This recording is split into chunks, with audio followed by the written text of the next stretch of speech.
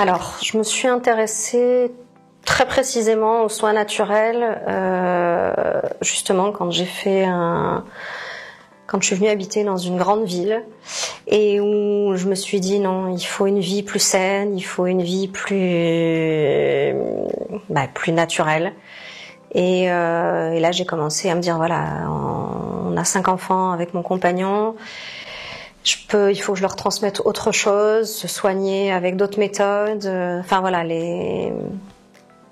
la manière dont on vivait, ça me correspondait plus. La manière dont on se soignait, la manière dont on s'alimentait, c'était plus en adéquation avec ce que je voulais, des choses plus saines. Je balayais un petit peu Facebook et là je vois cette formation, Hippocratus, et parce que évidemment j'en ai vu d'autres. Quand on est dans ce domaine-là, c'est le principe. On nous met plein de choses sous les yeux. Et pourquoi j'ai été cliquer sur ce lien et pas un autre? Parce que je pense que c'était celui-là qui devait être cliqué. Ça devait se passer comme ça. Et puis j'ai été attirée après quand j'ai creusé un peu plus, c'était vraiment le côté complet et le côté dense qui certes fait peur ou peut faire peur, mais qui au final donne une certaine légitimité, et moi en tout cas c'est ce qui a donné de la valeur à Hippocratus.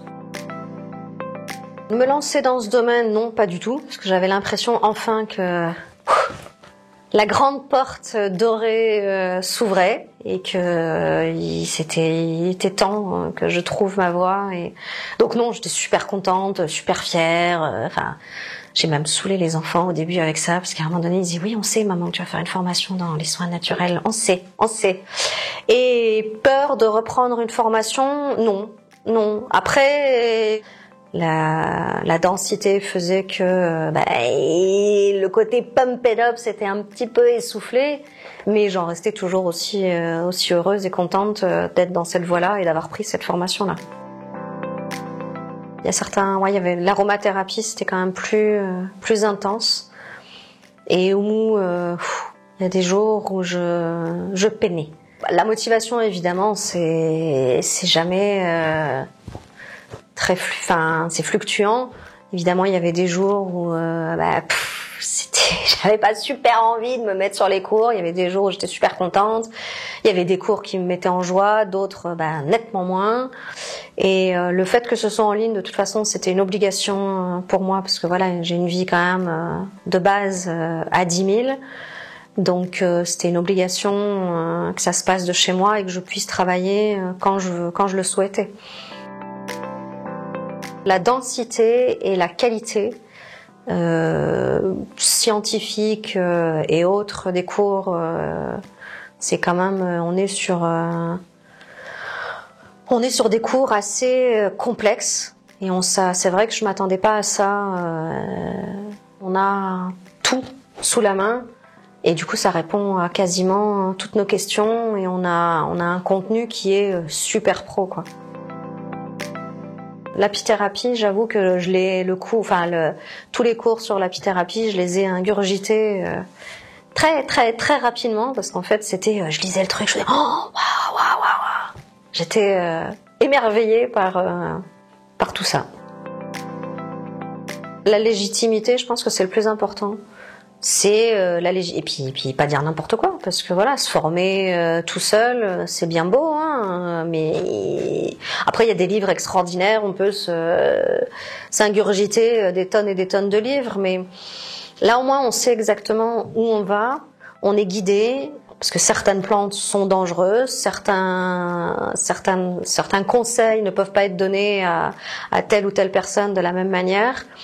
C'est des choses qu'il faut que ça soit encadré et il faut qu'il y ait une connaissance réelle en la matière.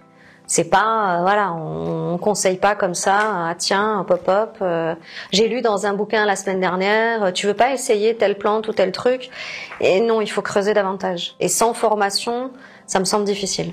Et surtout, il y a une valeur. Il y a une valeur à ce qu'on va derrière quand on va être dans le conseil ou dans l'accompagnement ou dans la transmission.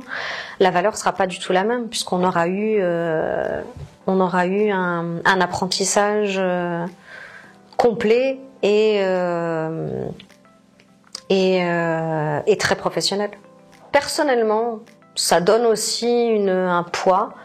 Ça apporte énormément parce que du coup ça nous apporte une rigueur qu'on aurait pu éventuellement perdre parce que voilà, ça fait 15 ans qu'on n'est plus 15-20 ans pour certains, voire plus, qu'on n'est plus dans l'apprentissage. Donc là ça nous remet quand même certaines règles. Là au moins ça donne une ligne directive. Donc je pense que quand on se lance dans ce monde-là, il faut agir avec son cœur. Et se lancer. Et pas agir en fonction de ce que Paulette, Germaine, Pierre, Paul, Jacques va donner comme conseil. C'est un monde où, à mon sens, on fait pas ça parce qu'il faut le faire. On fait ça parce qu'on aime le faire. On fait ça parce qu'on a envie de transmettre, parce qu'on a envie d'être dans quelque chose de plus naturel. Et il y a toute une dynamique en fait qui se met autour. Donc faut se lancer et ne pas avoir peur de se lancer dans un monde merveilleux. J'espère avoir un projet qui continuera à grossir, mais en même temps à rester sur le même thème qui est l'accompagnement de la grossesse et de la petite enfance, les parents. Tout ce monde-là, c'est vraiment ce qui me plaît. Un monde qui, pour les premières grossesses, peut faire vraiment peur, mais qui, au final, c'est des moments magiques dans une vie de devenir parent.